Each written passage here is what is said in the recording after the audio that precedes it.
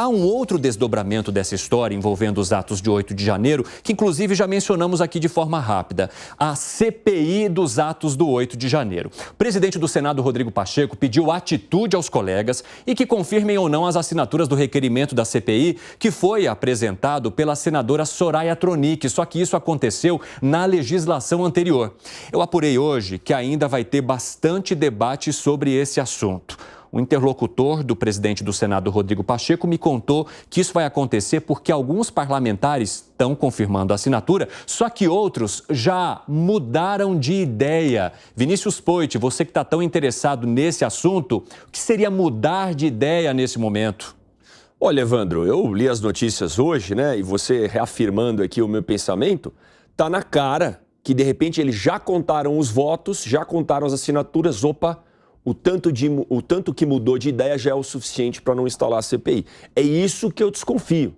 Por isso que o presidente do Senado foi tão taxativo. Eu quero ratificar em 48 horas, me confirme para ver se a gente instala ou não.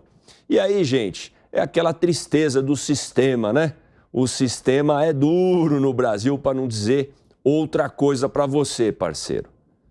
Quem tirou a assinatura é que a gente tem que ir atrás e tem que cobrar duro para ver se ganhou um carguinho na Caixa, um carguinho na Telebrás. Isso foi noticiado, gente. Vice-presidente da Caixa, presidência da Telebrás, diretoria dos Correios, Codevasf lá, que foi um monte de escândalo na legislatura que eu estava lá e vi.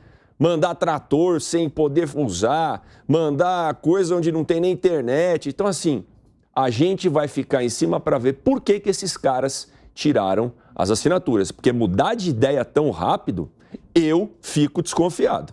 Segre, na tua visão, por que a base do governo estaria intimidada com a CPI dos atos de 8 de janeiro, como acabou de mencionar o Vinícius Poit? Toma a mesma frase, quem não deve, não teme.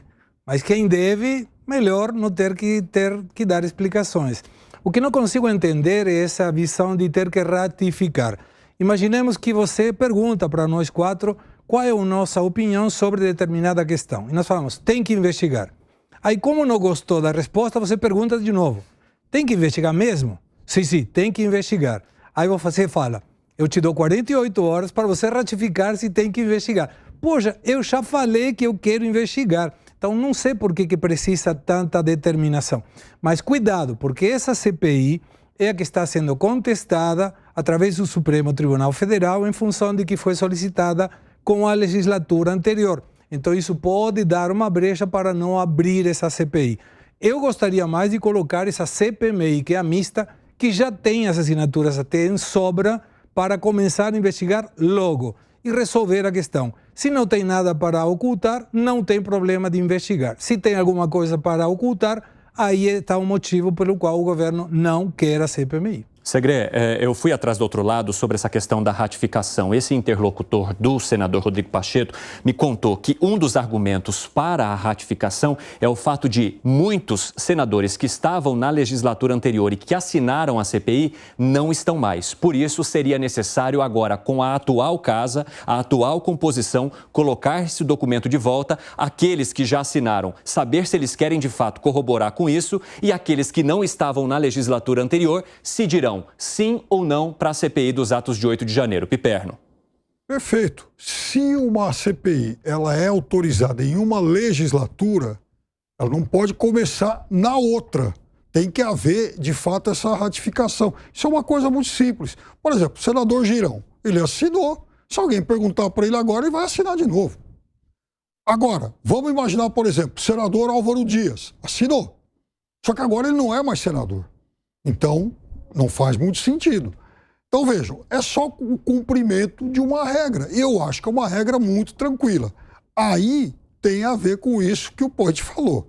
Sim, veja, primeira coisa é o estrito cumprimento da regra, do que está escrito. Segundo, se alguém recuou e voltou atrás, então o partido, o eleitor, ou sei lá, quem que questione esse cidadão, ó, mas por que você está retirando a tua assinatura? Então aí é um problema político. De resto, é o cumprimento da regra. E, aliás, eu estou com o Poit da questão, por exemplo, da Codevasf. Eu critiquei um monte de vezes aqui, porque isso aí é uma pouca vergonha, sempre foi.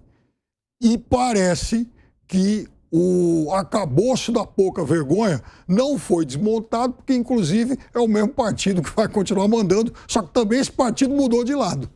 5 horas e 26 minutos. Quero dizer que é muito bom ter a tua companhia por aqui, podendo acompanhar esses comentaristas falando dos fatos que são relevantes para a nossa quinta-feira no Brasil e no mundo. Quero falar contigo então, Alan Gani, sobre essa questão da implantação da CPI dos atos de 8 de janeiro. Seria uma questão apenas protocolar o fato de se pedir as assinaturas, como informa esse interlocutor de Rodrigo Pacheco? Eu acho que é protocolar, é uma filigrana jurídica, é uma formalidade, porque não muda a essência do fato que ocorreu e foi pedido na legislatura anterior. Eu acho que a sociedade brasileira quer uma resposta do que aconteceu no dia 8 de janeiro. O que eu acho bastante estranho é que a ABIN informou órgãos ligados ao governo federal e assim o governo federal supostamente sabia. Queremos uma resposta. Até que ponto o governo federal tem ou não responsabilidade nisso? Como o roteiro é muito parecido com o que aconteceu no dia 6 de janeiro nos Estados Unidos, também uma investigação sobre infiltrados. É claro que havia ali, a maioria, apoiadores do presidente Bolsonaro, mas não podemos descartar nenhuma hipótese, inclusive de infiltrados, como ocorreu nos Estados Unidos, que tinha infiltrados da Antifa e do Black Lives Matter, insultando, instigando o conflito. Não só do Black Lives Matter e da Antifa, como supostamente, Piperno, infiltrados do FBI. É só dar um Google lá, Fox News está lá. Fox News. A maior rede, é igual a Jovem Pan, a maior rede de notícias dos Estados Unidos.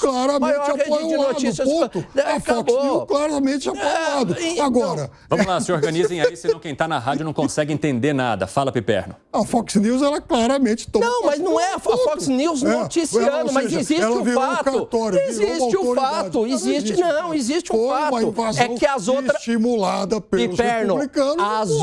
As outras omitem esse fato. A Fox News está falando que existe uma investigação se o FBI participou ou não. Isso está sendo investigado. A investigação existe. Já são mais de 800 pessoas processadas, mais de 100 pessoas condenadas e todas elas de um lado só, pelo menos por enquanto.